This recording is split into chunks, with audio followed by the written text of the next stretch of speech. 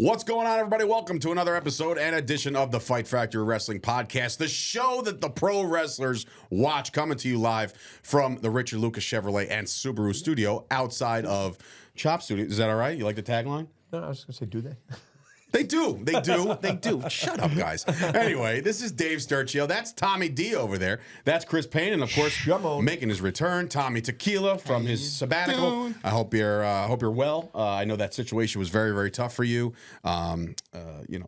He's like, "What are you talking about?" Well, crazy girl. I was beyond disappointed that I had to miss last week. It was heartbreaking, so I'm sorry. And then we talked boxing while you were gone. We talked all the things that Tommy. Listen, he had to hide the nanny in the extra room in his mansion. No, we get it. We heard the weeping through the text message. Yeah, we did. So anyway, Tommy Tequila's back, everybody. And what is her name, by the way? Hazeline Consuelo. Hazeline. Maybe Shout out it's Hazeline. Also, I want to introduce a new partner to the Fight Factory Wrestling Podcast, and that's Savvy Seats. So go check out Savvy Seats for all of your wrestling events, your sporting events. Get your seats there. If you put in Fight Factory 10 at checkout, you're going to get $10 off. Not 10%, $10. So regardless of what it is, those fees that always come with every other website known to man, it'll help with that. So we have a second one, Dave. Oh, we do? Yes, we do. Go ahead, Payne. These figures right here are brought to you by Ringside Collectibles. Ah, yes. Where if you go there, you can save 10% by typing in War on the Shore. And you know what? If you shop like Chris Payne shops, that will save you at least a G off your final bill. Really? Off your final bill. But yes, wrestling. Spend no expense. The figures are awesome. By the way, Surfer Sting, AEW, and of course an AEW Black Machismo, which is awesome. Don't start that. If I could add a third to that. Oh, we have a third. Oh, we are. I probably know exactly what you're talking about. Arthur Cantina. Yes, exactly. Those guys. If you were to like any of the Super Tequila or any of the spirits that we may or may not talk about on this show, you could order it right from arthurcantina.com. Wow. And we are going to have a promo code. Oh, so that will be the on promo codes are flowing, ladies and gentlemen. On our next week's show, you will have the promo code to get a discount off of Superbird. But till then, if you want to try Superbird and you never had it, go to arthurcantina.com. And of course, our friends at Superbird, right? Superbird Tequila, who are sponsoring a lot of the show coming up. The War on the Shore 2, a couple updates.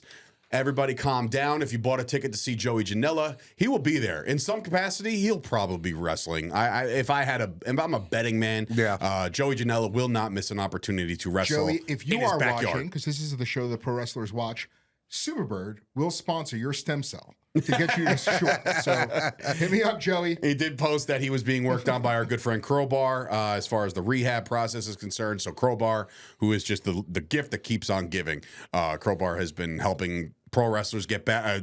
Kevin Matthews just had a knee replacement. He's been working with him. So there's a lot of work to be done for Joey Janela. That he's had, the length of career. I mean, dude, and that's to testament to his sports medicine knowledge, right? I mean, you keep yourself. Didn't he almost lose his thumb? I mean, I don't know. Can you rehab a thumb? Can we be transparent? Occupational he almost lost his thumb with therapy. the pickup truck. Every cool old man is missing a digit, though. So that would add to him, if I see it. If you ever have a cool story with a cool old man, he's missing something. Yeah, but they're usually European.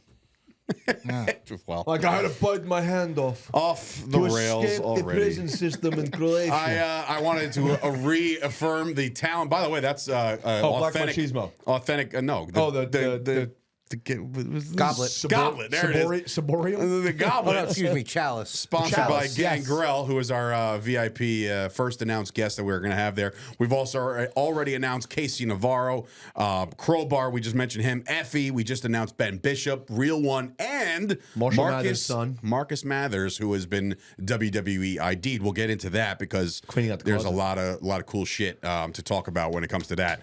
But the 20-man Sink or Swim Invitational is filling up rapido. Only a few spots left. So listen, I want to let you guys in on another secret. If you go to ProWrestlingConnect.com and create your own profile, that is your best way to connect with Fight Factory Wrestling. No more emailing or DMing. Go to ProWrestlingConnect.com. Can I please just say this? Sure. Stop begging in the comments. Go ahead. Have there people been begging in the comments? Are you kidding? Guys, I'm right here. Just tell me off. Yeah, well, now that we know it's a burner account, stop it. Enough already. All right. But yeah, so we definitely we're filling those spots. We're very excited. We'll be announcing a lot of those guys. potential goes. We do have a girl to announce today as we welcome our first female talent of 2025. Zeta Steele will be joining us at the War on the Shore too. Very excited about her. WWEID.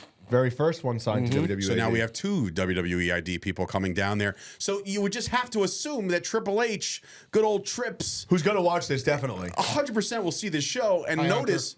What? He said, "Hi, Hunter." Oh, hello, Mr. Levesque. Stephanie, how you doing? Paul, kids, how are we? Text me, Bluey. Anyway, not the kids, Paul. Yes, please. No, but listen, there's a lot going around the world of pro wrestling. Obviously, we have a big meeting today, so we're going to be a little bit of a smorgasbord show. We're not going to cover Raw like we typically would. Why can't we be a charcuterie? But that's a lot of cheese. That is a lot of cheese. Love cheese. Yeah, a lot of pasta. Jesus Christ. Stop eating it. Go to your paws. It's starting to flail out. But there is a lot going on with the world of professional wrestling as it relates to the independents. We've found out some structure plans because remember, when WWE ID first started, nobody really knew what the hell was going on. Yeah. And like I said, it reminded me of Barstool when Barstool started doing their Barstool Athlete. They're like, "Oh, sweet, what's that mean?" He's like, "I don't know." You know, like nobody really knew what was happening. So we're cutting you money. Yeah, that's it. No, they didn't cut shit. They gave him sweatpants and they said, "Hey, you can put Barstool in your fucking bio." That was it. I was the only one as Chop Athletes at Chop Sports. We were putting money in the pockets of college kids, just so everybody's and clear. making them pretty awesome merch. Yes. I gotta say, absolutely. How much did you pay Lepuznik, whatever his name was? Poznansky? Sure. They were getting 60% of every shirt that sold for them. Wow. And Chop was getting 40. Got to make money, right? But yeah, so a lot of people didn't know what the hell was going on with this WWE ID stuff. They started IDing people across the independents. We mentioned Mathers. We mentioned Steele.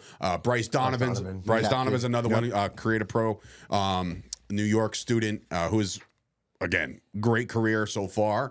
Looks the part. Is one of the bigger of the. Is he 7? He's not 7 feet, but he's like 6'5". Yeah, he's up there. But anyway, nobody Tall really kid, knew. Longest straight hair I've ever seen in my life. Straight hair? Carrot. Oh, I know, it's insane. But nobody really knew what to. You asked him if he straightened it? I'm gonna ask him if I see him. I've never seen him. Nah, I never seen him either. I saw him a lot more when he first started as the Shook Crew with him and Max Caster and the GOAT, Bobby Orlando. I was gonna say, don't say the other one because he didn't do shit. MJF? Oh, here he is. He wasn't in the Shook Crew. No, you said Shook I said Crew. Shook Crew, not the Cap Crew. I'm talking about the Shook Crew. I got you now. Okay. I think like the ring crews. You didn't do anything. Yeah, no. Go ahead. You will never let that go. No.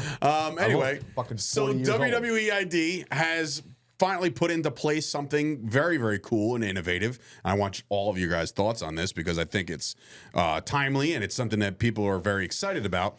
Triple H announced there will be a WWE ID men's and women's champion that will be crowned in a tournament across the independents. Now all of a sudden we're like, whoa, okay, what the fuck? And then now it's a whole nother world. I'll start with Tommy D. Yay or nay on the positive impact of the independents? Do you think this does more good for the independents, or does this make independent promoters want to rip their hair out? Look, if you're going to be an independent promoter that wants to nickel and dime the talent that you bring in there, then it's not going to work for them because what if somebody, okay, they might bump up their booking a little bit, right? Their booking fee. You're having that low, brother. You're having more eyeballs on your shit now, right? Because this is a WWE ID person. Now, I don't know how the belts are going to work, how they're going to defend them. But it doesn't matter because your promotion could be the one that they're looking at for that match. Like, we have 2 of them on our show. Who's to say that Nick Khan's not going to watch that video on YouTube when we put it out? Who's to say that somebody from WWE doesn't come down? What if they send one of their referees? They did last year. Yeah, but I'm just saying. He came on his own accord. But we might get a second one just this to year. come and Maybe, watch. if he's you know what I around, mean? Just to come and watch. There's going to be talent scouts out there, I'm sure, to see who's drawing what kind of matches that they're having. I'm sure they're going to be all over GCW. Yeah, so if you're an independent promoter, embrace this. Like a lot of people, because I was seeing a lot of the ones, especially some that you know, were like, well, I don't know how this is going to go. This might be bad for the indies. No, they're not going to wipe out the indies. This is going to make these shows wiping out better. Shit. Payne, your thoughts? Oh, my God. Total positivity on this one. Yeah. You're going to have there's going to be so many people eliminated right out the gate. independent promotion-wise. Which I believe is a blessing. 100%. You're going to weed out the shit promotions. Absolutely. And people are going to step their games up. All of a sudden, you're going to start seeing like tiers developing. Not so much like officially tiers, but like, you know, you got WWE, they're one, right? And then you have, I haven't watched New Japan in forever, but I would assume it's better than AEW, so I would say they're 2. And then TNA 3, AEW 4, MLW 5. Did you put TNA above AEW? Right now. Are you serious? I agree with you. I'm just asking if that's absolutely. what you just did. Okay. 100%. All right. Bro, you can't even say former anymore because they're working together now. So you have so many talents that were with WWE that are in TNA or that are officially homegrown TNA guys. I would say homegrown, kind of like Moose and them. Who popped up on NXT last night, Right, which was and really then cool. With Oba, You know, very cool. Myers went from WWE. The Hardy Boys are now going back to NXT. So it's like, you know, I would definitely They put them mentioned up the there. system last night at NXT, so that leads me Yeah. to believe that Myers I would even is dare on say, his way back. I would dare say it's WWE, TNA, New Japan, AEW. To be honest with you, I haven't heard shit from New Japan, so I don't know. Again, I'm not one of these hardcore Yeah, stay up because- You know, 'cause Wrestle when, Kingdom you know what it losers is? that Because stay when up they all come night. to the States, they draw 1,200 people when Yeah, they so come to the that's- States. that I'm just one goes- of them. Evil's out of the Bullet Club. That's all I care about. So anyway, like I was saying, I think it's going to be good. I'm not worried so much about the book. I know we had a discussion last night slightly, but I don't think the booking rates are going to be drastically different. And if they are, then, you know, But that all might right. be the worker taking advantage of the situation. So now you put your promoter hat on for a second. Yeah. If somebody like, let's just say arbitrarily, Marcus Mathers already gave his rate and we agreed to terms, so he signed up with us. But if somebody knew, and we're still booking the card out and we want to do this, that, and a third. If somebody knew, let's just call him Joe Cool, right? Joe Cool is the newest up-and-coming wrestler. He just got WWE ID'd, but everybody knew Joe Cool as a $500 wrestler. Yeah. Now, all of a sudden, Joe Cool comes up to Chris Payne and says, I would love to work with you. And he'd be like, well, shit, I would love to work with you. What's your rate? And all of a sudden, Joe Cool is $1,000. Do you look at that saying, you know what? There's justification there because he's now WWE's thumbprint is on him? Or do you say, like, get the fuck out of my face with that $1,000? Well, I don't know if I'd say it that way. No, well, I'd probably be like, go fuck Arbitrarily. yourself. No, I don't know. because you know it's going to happen. No, I know. In some capacities. I'm not talking about somebody doubling their rate. I just think you got to look at I it as a don't see case how by that case how it can basis. happen. What do you mean? Just because you're ID'd by WWE doesn't mean that you're on WWE television. So now you're Fair, but now you're getting reposted and retweeted by WWE marketing teams and social medias. That's just as good as matches being on aren't. WWE television. your matches aren't. Yeah, but go look at the... Maybe they will be. So now, but now what this comes up, and this is where I feel it's an opportunity for younger pro wrestlers, is that if you are going to do that, one, remember where you came from. Two, like you said before, hopefully WWE is subsidizing that in some form where they're able to continue to work and they're not being greedy and asking for more money. But it opens up the door for other people. It opens up the door from new talent, especially now where there's so much going on. There's so many places to go. Everywhere is still oversaturated. It's still hard to get in anywhere, right? Mm-hmm. So for you, like you got guys that are on AEW that are getting paid weekly. So what? You're making money. I haven't seen you wrestle in 6 months. Bro, they're the biggest scam. AEW is the biggest scam. You know, like, so do you want to be the guy that prices yourself out Now- and you're not working? So, because you, like people like us that are going to go out there and put on a show and have a budget. Payne's you're gonna- Payne's biggest hiccup with the AEW is that they've overpriced themselves because of their contract work. You're like going into a collectible toy But that's store. the same conversation as what I'm talking about, though. Right, but it's like going into a toy store and saying, "Hey, I want that toy," but they priced it so high that you can't. They don't want to sell it, but if you're willing to pay that price, they'll give it away. It's not really meant for them to sell. Like it's not meant to be sold. That's why So they're gonna say. So okay, so I would love to have Buddy Murphy is one of my dream guys to have on our show. Oh, Okay, absolutely. Okay, phenomenal guy. I think he's got one of the best physiques. He can absolutely go with anybody. I think he's misused everywhere he goes. I agree. But to say, hey, what's your rate? I can see him coming back at 35.5 just to come in. And it's because I'm AEW. So now I can charge that. Where I'm on TV, not really being used the way that I want to be used, but I'm on TV all the time. I have my steady fucking salary.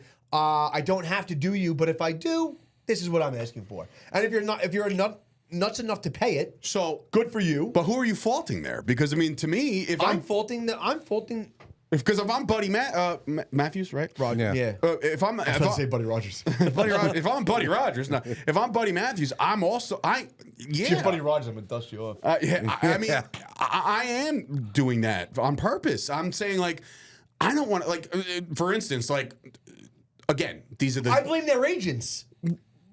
Or do you blame Tony Khan? I blame the agents. Well, and you got to get it. Like, we're not independent, but we are. You can wrestle wherever you want, but I got to approve it. And it's like, so okay, that's the thing right there. We've run into that. That's the thing right there. But what I'm thinking with this WWEID is now this is going to make these guys, and Chris, I think you would agree to this. If they want to be ID'd, now you're really going to have to get rid of the cut-off fucking T-shirts. Oh, start building your character to be marketable. So if you get ID'd, you should immediately have called fucking a gear maker or boot maker. And if you have long hair, call someone that can fucking take care of it and find a fucking nutritionist slash personal trainer. In that same breath, I wasn't the only reason shit, and I did all that. The only reason towards the end, you say get on the phone with the gear makers and say, first of all, WWE is not going to ID you if you do look like shit. So you already should. Yeah. That's what I'm saying. And I said this to Chernoff last night. I said this should be the kick in the ass to every single independent wrestler out there right now to get tan, jacked, get your gear right, get your character right, work on your promo skills, work on everything under the sun. Because it's all encompassing under 1 week's worth of wrestling, meaning not only the WWE ID stuff, but I watched the LFG show the other night and I'm like, man, you gotta, it doesn't matter if you've been wrestling for 10 months or 10 years. You got to know how to speak on a mic. You got to know how to do all this shit. And now WWE is literally actively looking at the independents where 10 years ago, they didn't want to hear the word independent. They didn't want to. That was because of who was in charge. I understand that. But look at the crop that's currently at the Performance Center. Look at the crop that came from NXT that's in there. You have people that weren't independent wrestlers. You had people that were athletes, that were straight up athletes in college, that were not going to go to that next level. So bro, now, I can tell you who was at my fucking tryout. I was there with like 12 wrestlers out of like 50 people. I had X Games finalists. I had actors. I had you probably had Olympians. Fucking no, I'm dead serious. There was Ty. What the fuck's her name? She's with Sammy Guevara. Ty Conti. Okay, she's a fucking Olympic judo. She was at my tryout. What the fuck was I had 2 first-round draft picks for NFL that just crashed out because of injuries. There was tons of people there that they didn't want professional wrestlers. They wanted athletes that they could show their style of wrestling. But hold on, ready for this? I was also there with Brendan Williams. He went to North Carolina. He ended up being in NXT. But I was down to try out with Cedric Alexander and Tony Nese. They were at my tryout. Wow. So both of those guys are premier athletes. And this is what I don't understand. I'm not knocking it. What I'll never understand is you have a talent development guy that's in charge of talent. He was never a professional wrestler. He was a professional volleyball player in Canyon Seaman. Like, I don't. Oh, that was the Canyon everybody talked about? Everyone talks about. It's just. It's all sports though. Seaman Semen. There's all sports. There are kids that are playing football. There are kids that are playing baseball that won't get. They won't get a look for Division I because of the way they look. And they don't fit the mold of a Notre Dame. They don't fit the mold of a Arkansas, right? So they're not going to get called up for that. They're not going to get it. Now, what this does is gives it back to what makes this sport great, which is the independence. Bro, isn't Trick Williams a first round or an Eagles dropout? Philadelphia Eagles? Can't imagine being a dropout. I can imagine being a cut. I think a lot of guys in the roster are former NFL guys. He was former NFL. So was Brock. Bianca Belair. She never wrestled. She was a sprinter. Brock never played football. He only got the tryout after he fucking played football after not playing football. I'm well aware. I'm just saying. That's the one thing that I want hanging in Job Studios eventually is a Vikings 69 jersey, Lesnar. But anyway, if anyone's looking for a gift. But what I'm saying, like, they're now giving it back to the independents, people that make the sport awesome. That's the way it should be. Fans want to see. We're not getting someone that's throwing it on our throat because they have a certain look and a certain mold, and they were curated in a lab somewhere and then given a character. You have people now that are not reading off of scripts. They're going back to doing things on the fly. It's more authentic. I have a question. I disagree with a little. I disagree with opening up more. It's opening up fine, more. I think they're getting more bullet points than anything, but I think certain people need bullet points. Yes, but you're allowed to show your personality more. Sure. And with that, you're allowed to show your own style more. Yeah. You're allowed to see things that you weren't able to see. My question is this: do you think they did a merger with TNA because those guys are former professional wrestlers? For the majority of them are former, like actually got into wrestling, not Division I athletes that became wrestlers. What does that have to do with TNA? Would you ask? I'm asking. I'm getting there. Oh, The crop of TNA wrestlers are wrestlers. yeah. Whereas NXT, like we said, 80 to 85% of the tryouts are all Division I or superior athletes. Do you think that there was a void in between Triple H taking over and Vince? Yeah, possibly. That the crop that's down there right now, because how many times have I said? You've said it. I have said that I do not care for a lot of the talent that NXT is putting out there. And it's so evident when you watch it. Who are the ones that are the standouts? And now when you bring in, all of a sudden NXT is like popping again because it's like you're cross-branding. So now you're bringing in TNA guys to work with the NXT guys. And it's not so much the crop that's coming up from the PC. So basically what you're saying is TNA is being because used of as enhancement talent as well. Because of the lack of characters and ability that they're bringing in TNA people, and they're doing the ID because they want to identify professional wrestlers. They want to stop gearing so much towards the pro athlete. You got to look at the regime before. Vince always believed that he could make anybody a star under the WWE system. That's not true. And he did a good job, man. I disagree with that. Vince forever and ever wanted body guys. Yeah. He hated that Benoit was 5'8". He hated that Malenko. Look how long it took Daniel Bryan to get any kind of success. They didn't like him because of his size. Yeah, but all this you had to fit a certain mold. You had to think about that. Right. All these athletes, these college athletes, were under his regime when he bumped Triple H out of the NXT they're all spot. 6'5", all jacked, and all have you that know what I mean? Right. So his star is anybody. Because a lot of professional wrestlers at the time were all coming up like fucking Ricochet, shredded flippers. And I'm not knocking. I'm just saying that's a genre. That's what it was. And we were in 2017 in WrestleCon.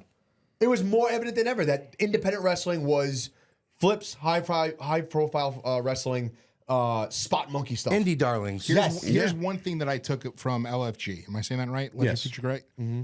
It wasn't that idiot arguing with Bully, who's a stupid retard. I got so much to say about that. Sidebar. Do we think that that's a real thing, or do we think that that's? I think that's a shoot. That kid. I think that's 100% a shoot. I think that guy's an asshole. If he got hit by a car, but you know what? He broke a leg. But also, I think it's going to work for him. No, it won't. I think it might work for him. You know what's going to work for?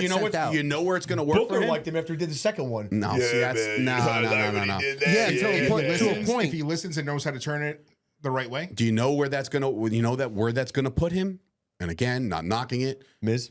AEW. Oh, that they're gonna be like, oh wow, that's the guy from LFG who got cut because of his attitude, but he looks the part. He sounds the part. He's gonna do that. He's gonna get an opportunity somewhere, and it ain't gonna be the right one because he talked himself out of the right one. You're also gonna hear stories about how like he was a dick when he got to the Indies or a dick when he got to this company. First of all, hold on. He was a dick when he got to the Indies. He was a dick when he got to this company, and then all of a sudden you're gonna find out that somebody humbled him, and then all of a sudden he's gonna have this life altering change where he's like, he's a locker room guy. We were just talking about that last night. Remember, because the LFG does give off the Tough Enough vibes a lot. Yes. Obviously, everybody knows that. Listen, it was a great show, and Tough Enough was a fantastic show in the beginning. Yes, because then it started to evolve into like money and the Stone Cold one was really good. The Stone Cold one was good, but me and Josh talked about when Bob Holly beat the shit out of Capitelli. Oh my god! Right, and we're thinking was wrong. It was absolutely wrong. There's no place for it. However, that's, in my humble old school opinion, that's what this dude on what's his name? BJ something, whatever the fuck.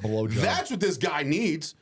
He needs Taker to go up there and be like, instead of saying, "Are you fucking serious?" He should be like, "Hey, come here for a second." Well, did you hear Bully Ray? Did you hear Bully Ray? He looked at them. He goes, "So do we set up the match now?" Yeah. Or that's what I'm saying. Like, I think Bully Ray, by the way, his line was horrific. I know he probably regrets I got more championships than you. Bully Ray would be the first one to tell you that nobody gives a fuck about championships. So the fact that he blurted that out was but when it comes to being a legend in the business and you're disrespecting a legend in the business who's done this is a that million generation. times That's why I wore this shirt today.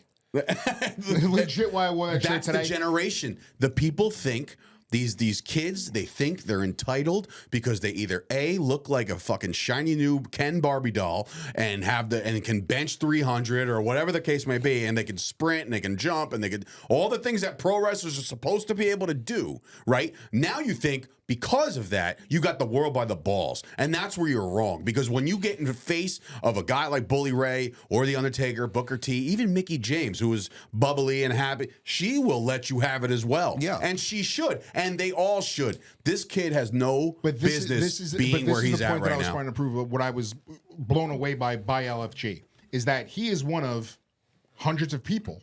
They're saying that some of these people range from 3 years to they just started 2 weeks ago. Yep. So not only do you have TNA, SmackDown, Raw, NXT, Evolve, but now you have all these cats at the Performance Center that have never even seen a camera. They're still training. So you got people that have been training there for 3 years. Something's wrong with you not getting on that main roster. It's not because of a spot. You're not doing something right. Right. And if you think that you are, you're still there, and you got to look at yourself what you're doing wrong. And that's me not talking about a pro wrestler. That's just talking about someone that goes into something, will learn and understand what's happening, and you got to look at yourself by why you're not getting a shot. Which also shows me why they're doing WWEID, because all these kids that have gotten hand-fed a multi-million-dollar training facility, accolades from every college sport known to man, look like Tarzan, run a 4.140. Great. You can't get on a mic and you can't cut a promo. You can't put a match together. You've been in it for 3 years. It doesn't matter what you did throughout all your college career or what you've done in the last 3 years in the Performance Center, because you still can't do I think the WWEID kids will run circles around some of these guys. 1,000%. And that is the most exciting part about WWE. What's Street Profits' kid's name? Not Montez, the other kid. Dawkins? Yes. Yeah. Okay, you know how long he was in there before he debuted on WWE? How long was he at the Performance Center? I don't know. Take a guess. 2.5 years. 2 years. 10. 10 years at the Performance What Center. are you waiting for? What do you see in him that It's he not spent steroids. a lifetime? No. He spent a career in the minor leagues. And you know what? There are people that are dubbed that in professional sports. Ty Dillinger did it. The right? guys that were like, oh, he's a while. career minor leaguer. He's a career minor leaguer. He just floated around the independent minor league system, and he never made it to the show. Or maybe he did for a cup of Makes it to the coffee. show and hits a dribble or And hits a fucking and then gets his first hit. They give him the ball, So yay, and then he's designated for assignment saying? So next this is week. a question for the Gus two of you Cantrell? then. What's the goal for an independent pro wrestler? But obviously WWE. But is there anything else? Is there anyone that will be perfectly comfortable? I think Moff has an amazing career. Moff seems to be comfortable in his role, going out and doing what he has to do. No, first of all, Moff is not comfortable. He's been blackballed by this fucking industry forever. There's no reason why he's not in any of the top fucking companies going out there and putting on bangers. He can easily go and main event TNA, NXT right now. He will go out there and put a banger on at fucking WWE, on Raw, on SmackDown. Moff is a gamer, and the guy has been mistreated his whole fucking career. So that answers my question, because from an outsider, it seems like Moff is making his money. He's doing his thing. He's putting on great shows. You know why he looks like and that? He Because also he's the epitome of a fucking true professional. Yes, but that's what I'm saying. Like, are there Travesty that independent man's pro career wrestlers is. that will go out there and say, Moff is a bad example? Then, if there are people that will go out there and say, like, I am comfortable running Northeast Professional Wrestling. Here's the thing. So here's my I can speak from experience, too. here's my well fine, but what I'm saying is my theory about that is the fact that guys like Colt Cabana, Matt Cardona, they've now set the table for people to say, while I didn't go to WWE, and obviously Cardona's been to the mountaintop, Colt Cabana's been to AEW, he's done his Ring of Honor. WWE too for a cup of coffee. What I'm saying is Scotty Goldman. they've done their things, right? They've done their things, but they might, at the end of the day, if Cardona never goes back, right? Cabana never gets a WWE deal, right? Those guys are more than happy to say, I made a shit ton of money doing what I love and never having to answer to anybody else but myself. I mean, he was, for a day, he was the fucking champion, but he was an IC champion, and they'll never be able to take that away from him. And again, they've been to the mountaintop. They've had those deals. They've had the TV exposure. So, but for somebody coming up now, if your goal, and this is the same thing when I was coming up, I was a little younger than Payne, but Payne's been doing his, Johnny Rods, right? The first one? No. Johnny Rods, yes? Johnny Rods was 2 hours. Well, whatever the case may be, is I'm dead serious. No, I know, but what I'm saying is you went there earlier and then you found 17, 19, 25. and then you found PWS at 25. No. 30. You found right, and I found actually, it was PWS 29. and I found PWS at 27. So in my mind, I knew the WWE boat had passed, right? I knew that based off my age. Even if I went out there and I was the most electrifying dude on the mic and I could fucking beat the shit out of anybody in my way and all this other garbage, I knew there was obstacles that would prevent me from going to the WWE right away. So for somebody that's coming up, if your goal is not WWE, then I think you're in this for the wrong stuff. Because if you get released and make a second living out of nowhere, like a Cardona, off the independent scene, and because everybody wants to see you. And again, I'm not discrediting Cardona. Cardona keeps evolving and changing, and he always refers to putting a fresh coat of paint on himself to be the complete Matt Cardona, the Indy God, the Deathmatch King, all the stuff that he's been doing. Kudos to him, because every time he changes his shit up, guess what that means? New merch. Yep. New 8x10s, new this, new that. So he keeps doing it the right way. But if you're an independent wrestler right now and you just got to a school for the first time, if your goal is not main event WrestleMania, I feel like you're not in this for the right reasons. If you want to play the sex, drugs, and rock and roll thing and say like I'm a professional wrestler, I hate you. I honestly hate you, because there are too many people that are out there like that don't look the part, that wrestle in the board shorts or whatever the fuck, the cutoff sleeve shirts, and you call yourself a professional wrestler. When then I ask you, who's your trainer? Who's your trainer? And you come back and say, and this is no disrespect, but if it's not of the following people that have helped others, and you're just like, yeah, it was this guy, and I'm like, that's cool. I also don't know who that guy is. Bro, this is another reason. That's bullshit, and I think that you are doing yourself a disservice, and you're making a mockery of the sport. Bro, that's why I'm so motivated to get a fucking school, because Yeah, that's why I'm getting at. That's why. Because we can now set the tone. You all know me. I joke around. I'm negative on everything. I will never, ever lead you in the wrong direction. I will fucking find you the bootmaker. I'll find you the gear maker. I'll get you the nutritionist. I'll get you the fucking gym. And why is that, I will Payne? do that if you ask me, because I want to see you succeed. But why do you want to see him succeed? Because in turn, I succeed. there you go. And I think that that's been a lost thing amongst a lot of trainers out there right now, where I'm not here for a money grab. I fucking can go make money doing other shit. I'll sell my toys and fucking live in my wife's basement. It's a lot of toys. It's a lot of toys. Live in my wife's basement. I love it. That's a fantastic reference. I'm just saying, like, listen, we are the people. We're in this for the right reasons. That's why We are. You agree my with time Dave is then past. that the goal should be WWE for an independent pro wrestler? The goal should be whatever you want your goal to be. If you want to go to AEW, make that your goal. Get there. If you want, maybe I shouldn't have said WWE. Maybe I should say maybe I should say I want to be on television with a contract. Understood. So whatever that is, whatever your goal is your goal. So like if WWE is your mountaintop, because like Kenny Omega said, WWE is not my thing. I don't. Whatever you want to do, you have to put the work in. You have to be committed. You have to invest. All those things have to happen. Otherwise, you're not just going to make it. Unless you just happen to know somebody who knows everybody, and then they just keep putting you in positions, and then that's just called nepotism. And that's some. I digress. It's wrestling. It's wrestling, and that's going to happen But it's too. the climate of the whole world right now. It ain't There just wrestling. There are people that are like that, and then all they become is just enhancement talent, and they're happy just going on TV because they had the chance to get on TV and get the paid '90s like $50. guys were clearing clearing checks that were making them. They were making a living being enhancement guys. You would see the same fucking 3 guys on WWF Superstars every Sunday get the shit kicked out of them, but they were making a living doing it, and they were like, you know what, fuck it. Barry Horowitz, right? I mean, that turned into a story. Yeah. The Brooklyn Tommy, Brawler. if it were me and you were asking me like, what is your goal? I would never want to work a regular job in my entire life and have my finances all just from wrestling, and then that's it. Because a lot of these guys, they have a 9 to 5. And it's fucked up because you're not getting as much work in the ring, in the gym that you want to because you got to eat. So now for someone like that, does WWEID give them a disservice? Because now you're labeled WWE. Does that now take off Japan, AEW, Ring of Honor? No, I don't think so. But if I'm WWE, to reach out to them. Well, right. So if it doesn't work out, because look, the WWEID thing is not a foregone conclusion that you're gonna be in the Intercontinental title picture in a year. It just means they're watching. It just means they're watching you, and you know what? The same people that are watching you, guess what? They can call you tomorrow and say, you know what? We're not watching you anymore, and that's it. Because then you could say to an AEW or anybody else and say, look, I was at one point looked at by the WWE. They saw something in me originally. I hope you would see the same as they did. And then all of a sudden you have an opportunity. Yeah. But That's not always going to happen. I took that as it's a contract now with WWE, and it's not a contract. No, it's not a contract. I think it helps everybody across the board because, like, look, right, you're in WWE. Dave's WWEID. WWE's keep an eye on him. WWE's got his whole entire schedule from fucking now until July.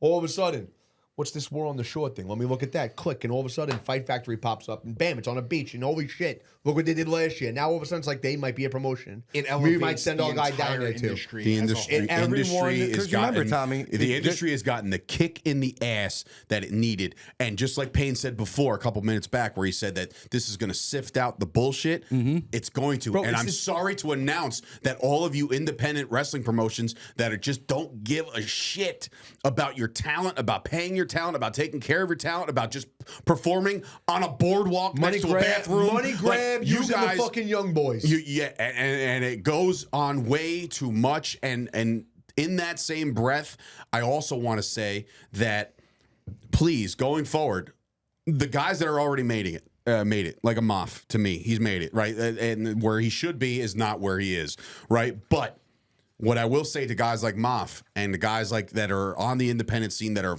come up, that are right there scratching the surface, please stop taking every booking. Like, don't oversaturate yourself. Make sure that shit is quality. Make sure you know your opponent. Make sure you know how much experience his opponent has, because I don't give a shit. Everything that you do going forward is now under a microscope, right? So don't put yourself out there to wrestle some Joe Blow because he's the hometown hero, right? And he sold them, X amount of tickets. Do not do that. Do not sell yourself short. Have your bangers with the banger companies. Thank you. Like, you have to. There's no other way. Like, War on the Shore is an example. And I'm not just saying it because it's our promotion. I'm saying that we are not booking collectively any matches that are going to do nothing for that person going forward. We're also not doing this to fucking be millionaires. Yeah, clearly. If we are literally doing this. This guy had to jump off his job today. This one's going undercover tomorrow. Like, we all have shit going on. I'm running the studio. Tommy's selling fucking liquor to everybody. We're trying to spend every dollar that we possibly can to have the best equipment for everything. And if I could say, this got brought up in conversation last night. I was at dinner with a good friend of mine, James Lambert. If it's not money, I don't want to fucking hear it. So my friend James, who just bought an Ecto 1. Congratulations, James. Ecto 1? Yeah, true story. Nice. So you want to bring it to the War on Shore? Yes. More about that later. You just swim in these circles. It's fun. But more and more comes out. We were talking. fun. He goes, I'm not a made guy. Talk the shit. He goes, how'd you get involved with these guys? I'm like, well, it's a sponsorship, Mike, but I wanted to get more involved, like seeing a different side. And it brought me to something that I haven't even thought about in a long time, because it was original thought when I first started talking with you. You want to be a Ghostbuster. And then, fuck, you know. No, like, you guys have brought me into this world. Thank you. I love it. It's fucking awesome. But I'm a pro wrestling fan. He says that now. Wait till like June. He's like, fuck this whole wrestling shit. I hate it. I'm a pro wrestling fan. I love going to independent shows. I love going to House of Glory. I love going to GCW. It's my guilty pleasure that I love. At least once a month, I would go to an independent show. The coolest thing that I saw on War of the Shore, it wasn't the reaction of the fans, which was awesome. You know, you walk out an HOG show, GCW show, the fans are awesome. I got to see a different side was the wrestlers. And I got to see the guys that were working for you. The respect that they had for the three of you was something that I've never seen. Like, normally it's like, this fucking guy when a wrestler walks out. You know, like, this guy. Like, there's never anything pleasant to say about a promoter, ever. And the reaction that everyone that performed on your show gave to you guys is a testament of Fight Factory, of War on the Shore. And it's just my credit to you guys of what you do and why I want to do this with you guys and why I love being here. Honestly, I think it's the way that we treated them. Like, we didn't treat them like a shindy friggin' promoter treats a wrestler. Like, you're not our property. You're working for us. Had massage tables. We were stretched out before the show. Yeah. But we could have added the happy ending, but throw it away, right? Like, everybody good. We got waters. There's ice in there. That's the thing. Please just take care of the locker room. It separates your daughter's here. Is she okay? Does she need anything? Can we take care of her? We had another guy that was. I'm not gonna. But they fucking know what they said. Said that he's like, I thought I was going to come here and wrestle for 100 people on a Tuesday. And he goes, I'm fucking utterly impressed. Cardona said it, whatever. And coming from him, and he said it multiple times, too. Mike Chioda fucking said it. He's really like, cool. I can't believe this is you guys. Yep. And If you know you're- what? If you're not doing what You know you what? guys are Halfway doing, through the show, I said to myself, I can't believe this is us. Like that was what we did, and what we plan on doing is bringing even more this year, and more and more and more as we go. So the reason why you are able to see us in that light is because me and Payne personally have been through the ringer when it comes to asshole promoters. I'm not talking about the guys that were good to us. I'm saying there's people out there that were shitbags, right? We've seen what not to do. So it's a lot easier to not even put on an act, but like to talk to these people like they're human beings and not pieces of property. But if you treat them decently, it makes everything run that much smoother. And you know what? And to Cardona's credit, and like same thing with Lady Frost, like she texted me during the show, like during the pre-show, like, hey, Dave, go take a walk and observe for a second because you look like you're losing your mind. Go take a breath and take it all in because this is your guys' creation. And we don't do that. And I'm not saying all this shit to toot our horns and say, like, we're the best. Fuck that, I am. But we put on a hell of a show. We were a hell of a crew. And we left no fucking stone unturned trying to get that done for everybody. And I agree. Gipke fucking and said I disagree with Lady Frost. I didn't look like you were going to lose your mind. I looked like you were going to fucking kill somebody pre-show. Well, look, it was my first Well, he rodeo. lost his mind and then killed somebody. I was like, what is happening? Yeah, I mean, yeah, because I'm scared, and you got the radar, and you're worried about the weather, and like, there's so many things and so many factors. We have yet to do an indoor show. Come see me during an indoor show. I guarantee you I'm going to be a lot different during an indoor show. Not worrying about fucking lightning or anything like that, you know? Oh, you were good when we were in Staten Island. Well, because it was like the fall, right? And I'm like, Yeah, but you know what? So with War on the Shore, which I know it's going to be different this year, we were literally doing everything from the morning of with the rest, which was awesome because like Moff didn't have to come out and help with the ring. And that's another thing. I'll cut you off to say what he said to me that day. Hold on, somebody hit me up and asked me if they were on the show, and he got there at 5:15. But go ahead, I digress. Well, wow. Who are you gonna call? Ghostbusters. So in other words, Moff that day, I said, Moff, dude, you don't have to be here this early. Like, we're all here at 8:30. Why are you, Danny Moff, pulling up? He goes, because you're my friend. And I want to see you guys succeed. Yeah, but he didn't have any bacon, egg, and cheese. He didn't have any bacon, egg, and cheese. He doesn't bring any fucking biscuits. No biscuits for the Popeyes. Like but he did bring 36 beers. He did, and plantains, and they were all gone, and drank and consumed. But what I will say is this. There are people out there that are willing to lend a helping hand because we're good fucking people. That's what I want Fight Factory Wrestling to be, is the place to be, not only to work because, yes, you do have this beach show and it's a fucking great thing, but I want people, those same people that are interested in working with us in July, I hope they're interested in working with us when we do have an indoor venue. Mm-hmm. And it's not the shore, right? But like, I hope those same people show the same interest. I get why people want to work with us right now because it's a fucking concept that's not been done at Tiki Bar since ever. We did it. Yeah. It hasn't been done since July 16, 2024. Last summer. So that's why these people want to be a part of it. They saw the pictures. They saw the video. They saw the ambiance. They saw the crowd. They read the feedback. They read the feedback. That's why you want to work for us. And again, for the people that we don't book, it's not personal. No. It really isn't personal. It's just like, this is the show we want to run. We want to run a 7-match card. We don't want to have people there till 2 in the morning. Nope. It's not our thing. We don't want, I would rather give 10 minutes to a match rather than 4 minutes to a match because we got to get the other 10 matches in. Yep. And again, not knocking anybody putting on 11, 12 match cards, but that's not my style. That's not our style.